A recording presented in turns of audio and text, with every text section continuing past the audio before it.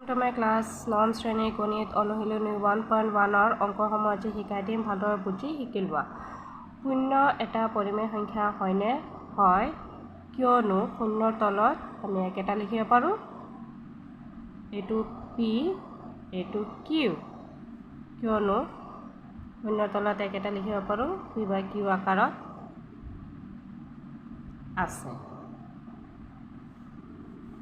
2 আৰু 4 মাজত 6টা পৰিমেয় সংখ্যা উলিওৱা। এটা শৰ্টকাট ট্ৰিক এটা শিকাই দিম। 2 আৰু 4 মাজত কেইটা দিছে? 6টা দিছে ন? গতিকে চাবা 2 ইকুৱেল 6ৰ লগত 1 যোগ কৰিম আমি 1, 6 একে 7, 7 দুগুণে কিমান? 14 হ'ল। আৰু এটা যদি মই 4 লিখোঁ তো চেম প্ৰচেছ, 6 একে 7, 7 4 গুণে 28। এতে পালোঁ 14 আৰু এতে পালোঁ 28। এতেকে চাবা 14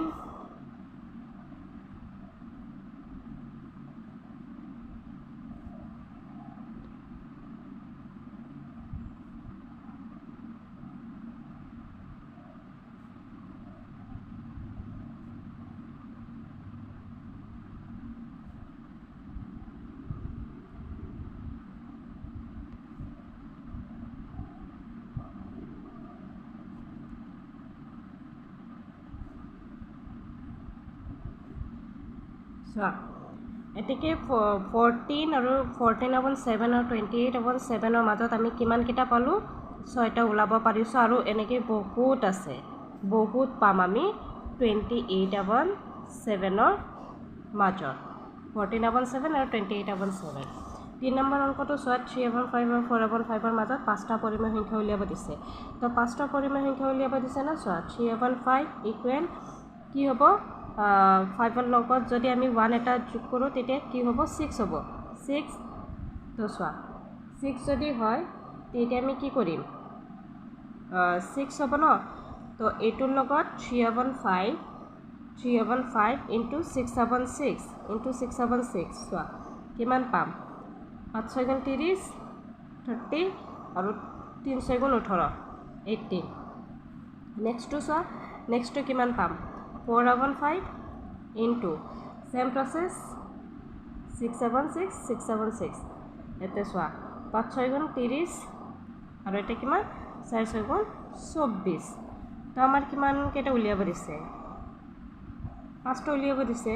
চাওচোন 18/30, তাৰপিছত 19/30, 20/30, 21/30, 22/30, 23/30 and 24/30। চাওচোন 1 2 3 4 5, একদম 5টা অংক ওলাই আহিছে। চাইছেনে? একদম 5টা। এটাও যেনেকৈ 6টা ওলাই আহিছিল, একদম শৰ্টকাট ট্ৰিক। তাৰপিছত চোৱা, সঁচা নে মিছা ক'ব দিছে। প্ৰতিটো স্বাভাৱিক সংখ্যা এটা পূৰ্ণ সংখ্যা। প্ৰতিটো স্বাভাৱিক সংখ্যা এটা পূৰ্ণ সংখ্যা হয়, কিয়নো প্ৰতিটো স্বাভাৱিক সংখ্যা এটা পূৰ্ণ সংখ্যা হয়। স্বাভাৱিক সংখ্যা কি? 1 2 3 আৰু পূৰ্ণ সংখ্যা কি? 0ৰ পৰা আৰম্ভ কৰি 1 2 3। তো প্ৰতিটো স্বাভাৱিক সংখ্যা পূৰ্ণ সংখ্যা হয়ে, কিন্তু প্ৰতিটো পূৰ্ণ সংখ্যা স্বাভাৱিক সংখ্যাই পূৰ্ণ সংখ্যা হয়। পূৰ্ণ সংখ্যা আকৌ স্বাভাৱিক, শূন্যটোতো স্বাভাৱিক নহয়, সেইটোৱে। প্ৰতিটো অখণ্ড সংখ্যা এটা পূৰ্ণ সংখ্যা। প্ৰতিটো অখণ্ড সংখ্যা এটা পূৰ্ণ সংখ্যা, এইটো মিছা, এইটো মিছা। প্ৰতিটো পৰিমেয় সংখ্যা এটা পূৰ্ণ সংখ্যা, এইটোও মিছা।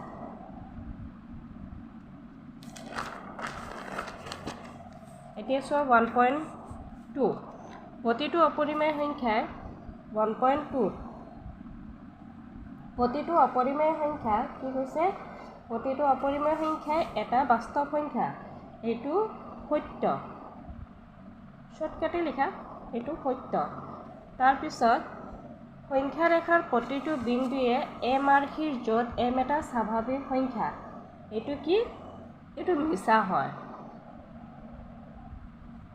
প্ৰতিটো বাস্তৱ সংখ্যা এটা অপৰিমেয় সংখ্যা, এইটোও মিছা। বাকীখিনি এক্সপ্লেইন নকৰিলোঁ, এইটো দৰকাৰ নাই, শৰ্টকাট এনেকৈ লিখিলে। সকলো ধনাত্মক অখণ্ড সংখ্যাৰ বৰ্গমূল অপৰিমেয় নে? নহয়। কিয়নো